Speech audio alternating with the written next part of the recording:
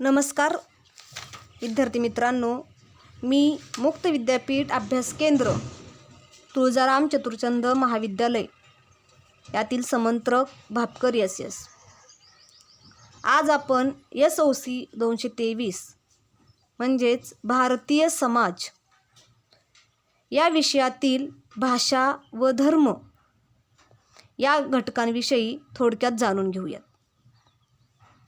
विद्यार्थी मित्रांनो, मागील लेक्चरमध्ये आपण प्रामुख्याने वंश, समाजाशी निगडीत असणारा वंश या घटकाविषयी माहिती जाणून घेतली. तर आजचा विषय आहे तो म्हणजे भाषा. भाषेचा संबंध हा प्रामुख्याने संस्कृतीशी येत असतो. तुम्हाला तर माहीत आहेच, भाषा हे एक विनिमयाचं महत्त्वाचं असं साधन आहे. भाषेच्या माध्यमातून एकमेकांशी संवाद साधला जात असतो. आपल्या भावना व्यक्त करण्याचं एक उत्तम माध्यम म्हणून भाषेकडे पाहिलं जातं. आणि या भाषेच्या माध्यमातून परस्परांचे विचार आपल्याला समजत असतात. म्हणजेच भाषा हे एकमेकांशी बोलताना वापरण्यात येणारं महत्त्वाचं असं माध्यम आहे. विद्यार्थी मित्रांनो, आपल्याला भारतीय समाजात किंवा भारतामध्ये ज्या काही भाषा आढळतात त्या भारतीय समाजातील भाषांविषयी माहिती घ्यायची आहे. आपल्या भारतामध्ये 1600 पेक्षाही अधिक भाषा आढळतात. आणि या भाषा आणि बोली यांचा जर विचार केला तर प्रामुख्याने यांची संख्या ही खूप जास्त आहे. भारतीय समाजाचा अभ्यास करताना भाषेचा अभ्यास महत्त्वाचा आहे. आणि या 1600 पेक्षाही ज्या काही अधिक भाषा आपल्या भारतामध्ये आढळतात त्या भाषांपैकी भारतीय राज्यघटनेने 22 भाषांना मान्यता दिलेली आहे. म्हणजे या ज्या काही 22 भाषा आहेत त्या अधिकृत भाषा म्हणून त्यांची गणना केली जाते किंवा नोंद केली जाते. त्यामध्ये हिंदी, बंगाली, तेलुगू, मराठी, तमिळ, उर्दू, गुजराती, कन्नड, मल्याळम, उडिया, पंजाबी, आसामी, सिंधी, नेपाळी, कोकणी, मणिपुरी, काश्मीरी, संस्कृत इत्यादी भाषांचा समावेश होतो. ह्या ज्या काही 22 भाषा आहेत त्या सर्व भाषांमध्ये भारतात हिंदी भाषा ही सर्वाधिक बोलली जाते. भारताची जी काही लोकसंख्या आहे त्या लोकांपैकी 38% जास्त लोक ही हिंदी भाषा बोलतात. तर इतर भाषांचा त्यानंतर क्रमांक लागतो. त्यानंतर दुसऱ्या क्रमांकाने बोलली जाणारी भारतातील भाषा ती म्हणजे बंगाली. 8% जास्त लोक बंगाली ही भाषा बोलतात.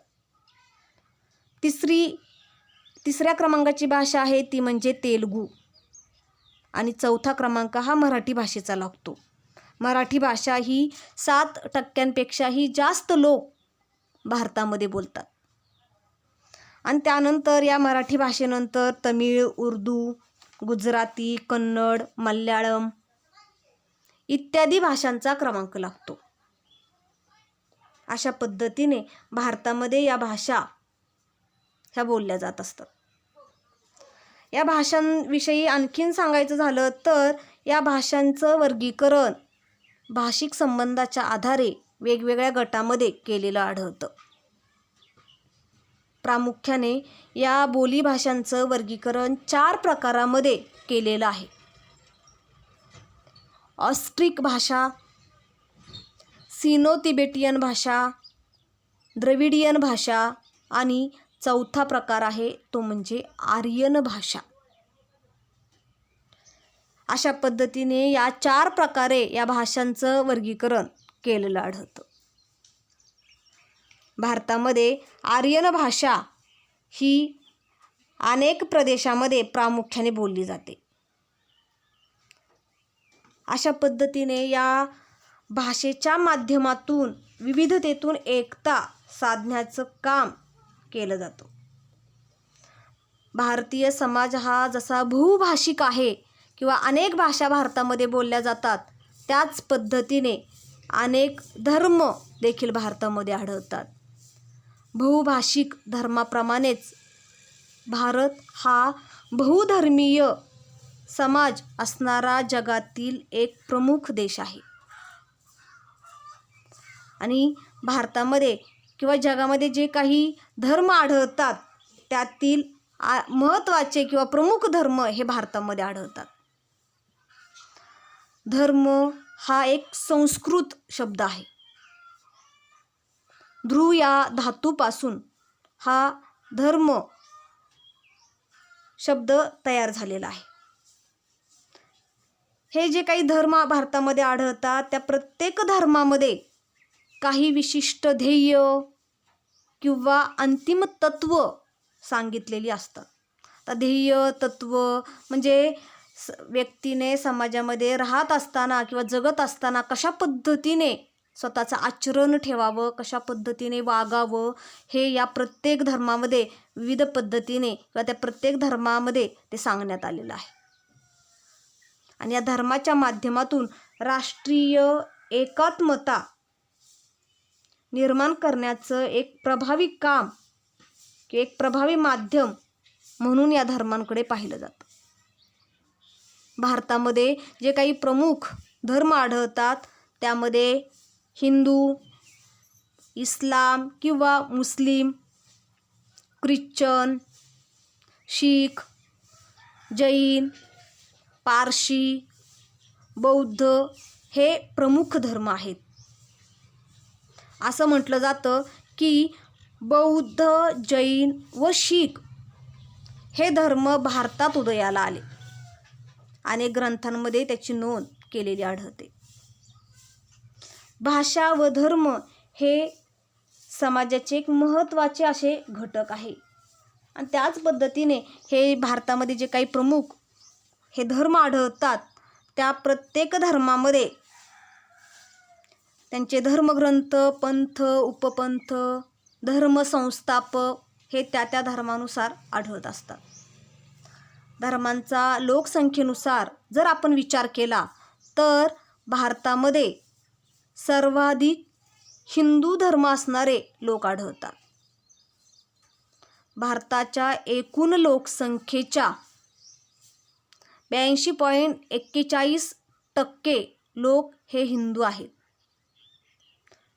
त्यानंतर द्वितीय क्रमांकाचा धर्म आहे तो म्हणजे मुस्लिम. मुस्लिम लोकसंख्या भारतामध्ये किंवा लोक हे 11%पेक्षाही जास्त आढळतात. त्यानंतरचा तिसरा धर्म आहे तो म्हणजे ख्रिश्चन. 2.32% लोक ख्रिश्चन धर्माचे आहेत.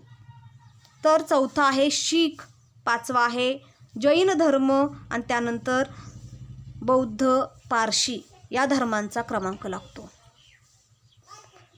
आणि या प्रत्येक धर्मामध्ये त्यांचे धर्मग्रंथ किंवा पंथ उपपंथ हे आढळतात.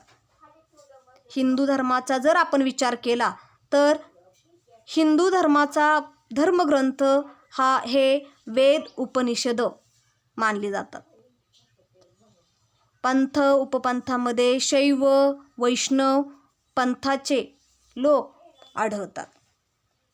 तर मुस्लिम धर्मामध्ये कुराण हे धर्मग्रंथ प्रामुख्याने आहे आणि त्यांचा प्रमुख पंथ आहे तो म्हणजे सुफी.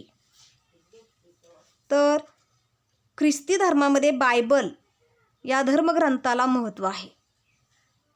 त्याचे धर्मामध्ये प्रामुख्याने पंथ उपपंथामध्ये जर विचार केला तर कॅथॉलिक आणि प्रोटेस्टंट हे पंथ उपपंथ आढळतात. अशा पद्धतीने म्हणजे बौद्ध धर्माचा त्रिपिटक धर्मग्रंथ महत्त्वाचा आहे. शीख धर्माचा ग्रंथ साहिब, तर पारशी धर्माचा अवेस्ता हे प्रमुख धर्मग्रंथ आहेत. आणि ह्या प्रत्येक धर्मग्रंथाचे किंवा या धर्माचे काही धर्मसंस्थापक आढळतात. त्यामध्ये मुस्लिम धर्माचा मुहम्मद पैगंबर हा धर्मसंस्थापक मानला जातो. ख्रिश्चन धर्माचं येशू ख्रिस्त, शीख धर्माचे गुरु नानक, तर बौद्ध धर्माचे गौतम बुद्ध हे धर्मसंस्थापक मानले जातात. आणि अशा पद्धतीने या धर्मांमध्ये हे भारतीय समाज विभागलेला हा आढळतो. धर्माचा आणखीन जर विचार केला तर आपल्याला या प्रत्येक धर्माविषयी माहिती घ्यायची आहे. त्यातला पहिला प्रमुख धर्म आहे तो म्हणजे हिंदू धर्म. हिंदू धर्माचा आपण जर प्रथम विचार केला तर हा हिंदू धर्म कोणत्या एका व्यक्तीने स्थापन केलेला नाही, तर हा खूप जुना अनादी कालापासून चालत आलेला सनातन असा धर्म आहे. त्यामुळंच खूप जुना किंवा आदिम असा हा धर्म असल्यामुळे हिंदू धर्माला वैदिक धर्म असं देखील मानलं जातं. आणि त्यामुळेच हिंदू धर्मामध्ये अनेक देवदेवतांची पूजा केलेली आढळते. किंवा हिंदू धर्माबद्दल आणखीन आपण जर माहिती जाणून घेतली तर या हिंदू धर्मामध्ये अनेक देवदेवतांची पूजा करतात. वेद, उपनिषदे, रामायण, महाभारत, गीता, स्मृती हे हिंदू धर्मियांचे पवित्र ग्रंथ आहेत. आणि या ग्रंथामधून जीवनाचं तत्त्वज्ञान समाजाला माहीत होत असतं. किंवा या ग्रंथांचा जीवन जगत असताना हिंदू धर्मातील लोक आधार घेत असतात. आणि या हिंदू धर्मामध्ये प्रामुख्याने 4 आश्रम व्यवस्था सांगण्यात आलेल्या आहेत. या 4 आश्रम व्यवस्थांचा जर आपण विचार केला तर मानवी आयुष्य 100 वर्षाचे मानून त्या प्रत्येक 4 आश्रम व्यवस्थेचं 4 समान भागात विभाजन केलेलं आढळतं. प्रत्येक आश्रम व्यवस्था ही 25 वर्षाची मानण्यात येते. पहिला आश्रम व्यवस्था आहे ती म्हणजे ब्रह्मचार्य आश्रम. हा पहिला आश्रम हा सुरुवातीचे 25 वर्षाचा.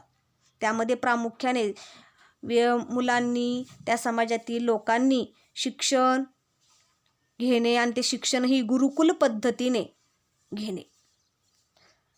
दुसरी आश्रम व्यवस्था आहे ती म्हणजे गृहस्थ आश्रम. म्हणजे विवाहानंतर अर्थार्जन करणे,